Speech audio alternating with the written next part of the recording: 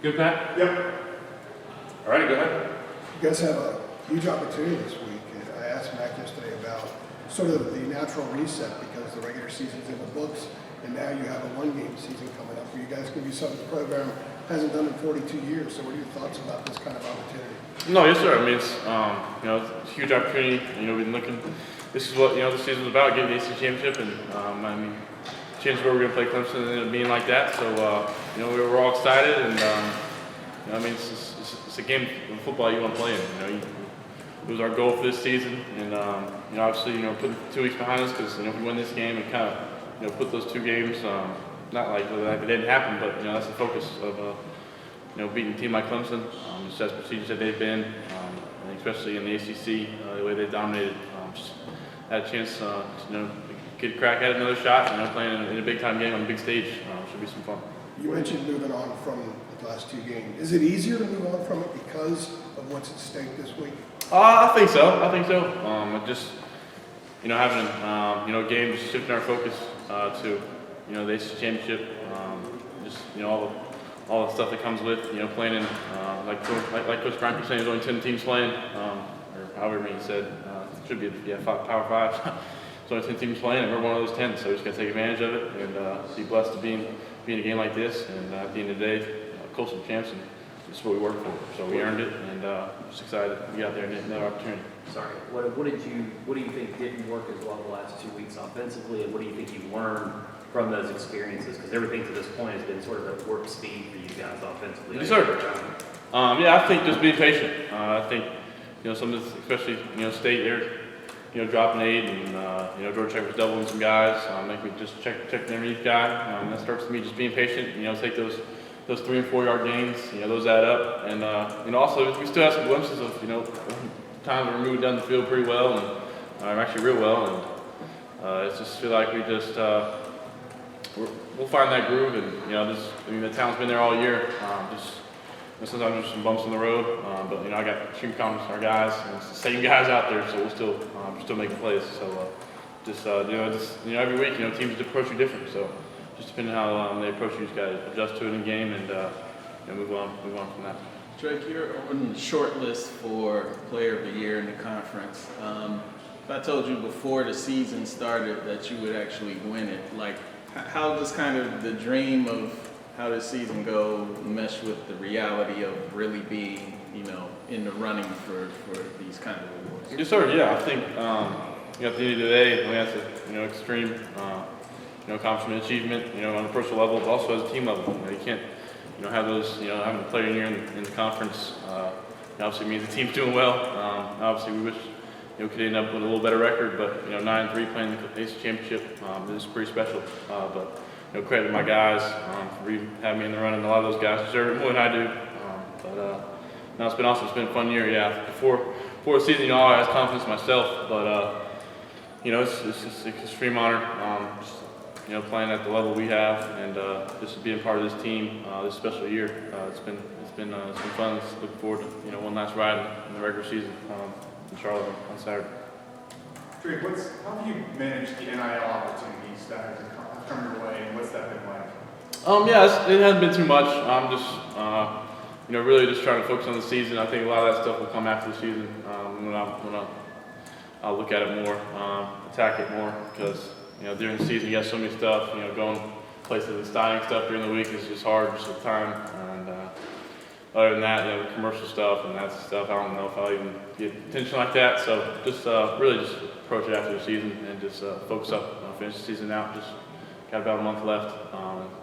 Maybe some of that stuff will come after the season. You've been really humble through all your success and the praise. So I'm not saying you need to be humble, but just, you guys have lose the last 2 games, and it's kind of like, okay, where's everybody, when things aren't as good? So what have you kind of learned from going on that high and then having to deal with the lows the last 2 games? Yeah, I think that's part of the sport. It's part of life.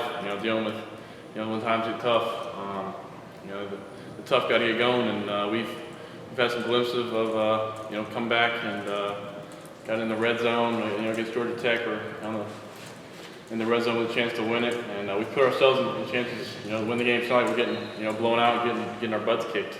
We're still in tight games, and I think we're 6-2 or something in one-score games. So I figured, you figure one of those will catch up to us, and it just happened to be these past 2 weeks. But at the same time, we have a chance to win it, and that comes with me leading, game-winning drive or scoring overtime in the red zone.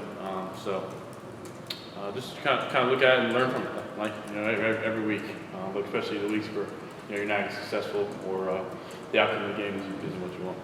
Hey Trey, can you talk about how if there's a difference between a game that you're comfortably ahead and then one like last 2 weeks, how does the intensity change between you and Longo in the talks?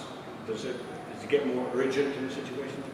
I think I think it does. I think obviously you're trying to you're focusing in and you want to be 100% focused on every drive when you get out there. But just maybe human nature, feeling more loose when kind of you got a lead, or like that fourth quarter pit. I just felt like that was the loosest this football, this offense, and defense, this football team's played all year. So just in a game like that versus a game like State where it's gritty and we're having long drives, score points. It's just those are the times when every play, every little play matters. Those one play can be the difference in the game. So I wouldn't say we approach it or we think of it differently in those two different circumstances, but definitely the urgency to make a play or just be on my P's and Q's is definitely a factor. One more, is it more figuring it out as you go along in a game like Saturday than a game plan that put it in and it cooks the whole game? Is it a matter of figuring it out as you go along? And is that a back and forth between you and Coach Longo? What you think, how you figure it out, he thinks, does that go on? Yes, sir. Yeah, just in-game adjustments. That's a big part, especially when you see new defenses every week, and they're probably putting in different stuff or maybe a different package than we saw on film. So just communication between me and Coach. Coach Longo's huge, and he's great on the sideline, and he's asking me what I see because I got the best seat in the house. So we're just going about it that way, and I feel like we made some had some pretty key conversations in these games. Stuff that I'm seeing, stuff that he may have saw that I could do better. So I think that's really important for the communication between me and him, especially having him on the sideline. A lot of coordinators in the box. I think that's a huge advantage, having him right there, and he's play caller with the sheet right there. So. Drake, the all-ACC selections were just announced, and you are first-team quarterback. So I know you just answered the question about the potential of being the ACC Player of the Year, which is probably the leading candidate for that as well. But what does it mean, for you guys to have the success that you did and be rewarded, when it comes to the individual accolades and being on the first-team all-ACC? Yeah, I think it's a blessing. It's an honor. But at the end of the day, it's credit to these guys around me. It starts with the offensive line up front and the playmakers we got outside. I think it's been a fun year. We had some games where different guys exploded, and games when guys were down and other guys stepped up. So I think it's just been kind of the storyline of this team. When a guy goes down, they step up and they're still making plays. So it's been a blessing to be the signal caller for this offense, and it just shows what this offense can be. And like I said, it's just an honor. We got some more work to do. The job's not finished, the guys keep saying. So. Drake, John Johnson, WXI. Have you thought about what it's going to be like Saturday playing in your hometown, Charlotte, Bank of America Stadium? What the emotions will be like playing Saturday night? Have you thought about that? Yeah, I think it's game based. Go to every Panther game, and I think my senior year of high school we had a game set up there to play in Bank of America Stadium. It would have been the first time I ever played in there, but COVID ended up ruining that. But this is what I always dream of, going out on an NFL stadium, playing against a team the caliber of Clemson.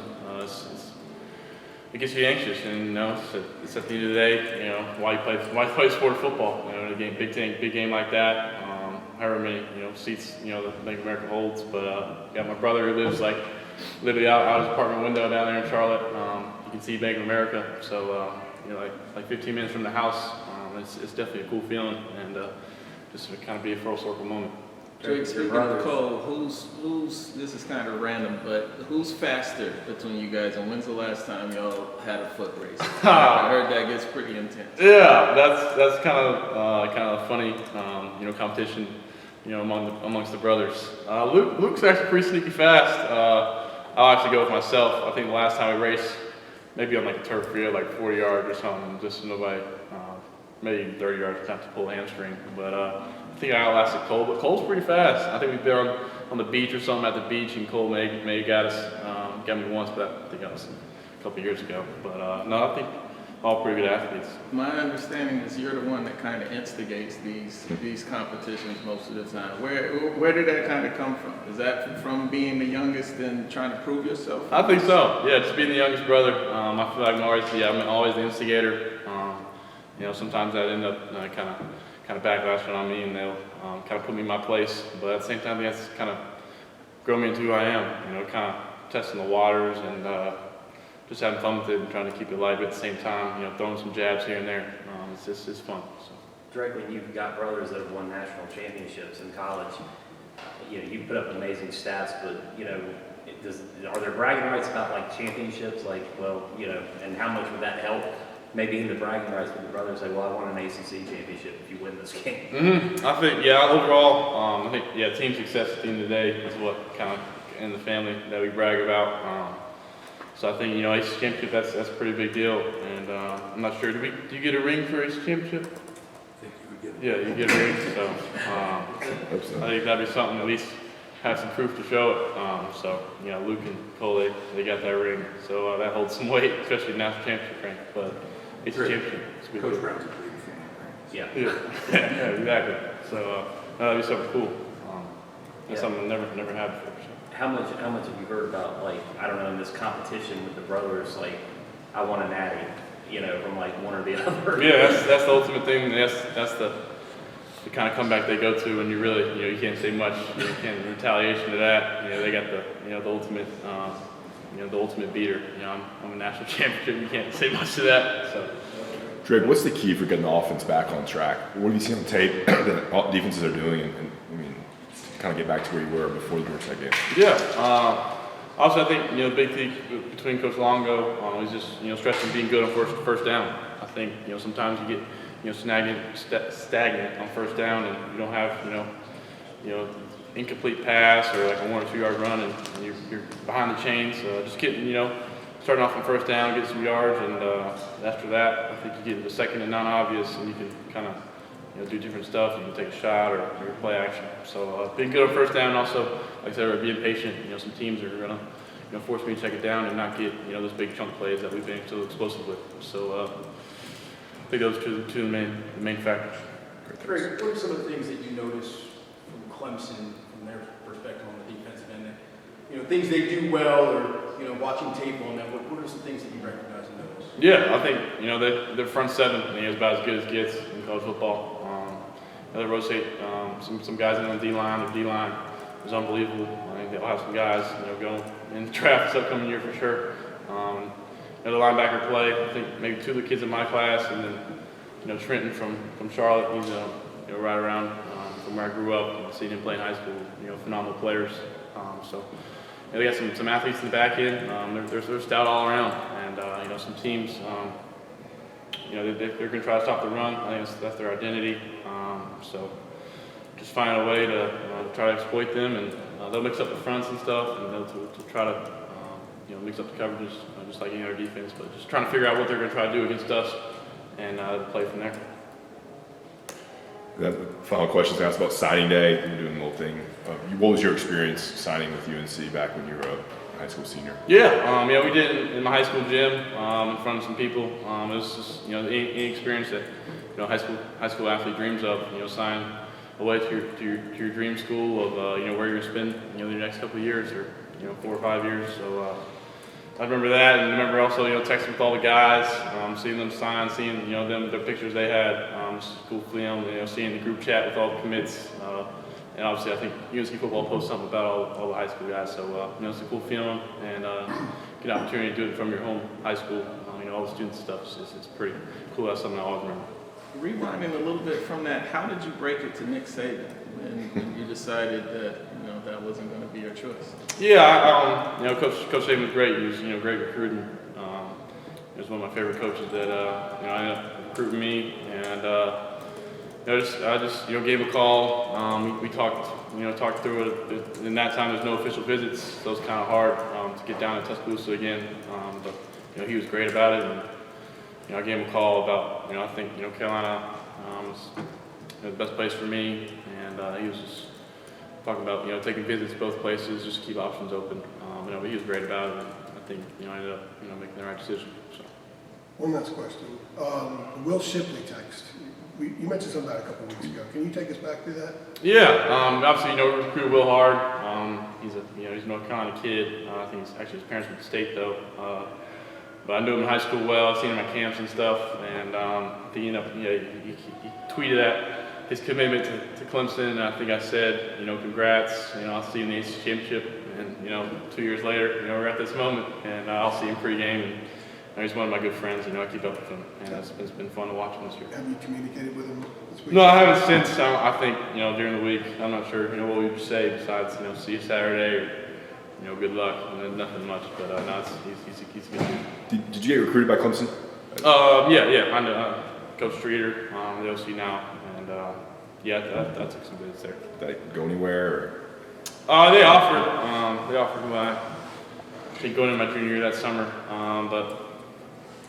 I took some visits, and I think I went to a game when Trevor played, and obviously they put on a show. So Clemson was kind of the spot, going through high school that all the big quarterbacks wanted to go to. And obviously took it into consideration, but I think once I committed to Alabama, they kind of backed off. Stuff happened here, so.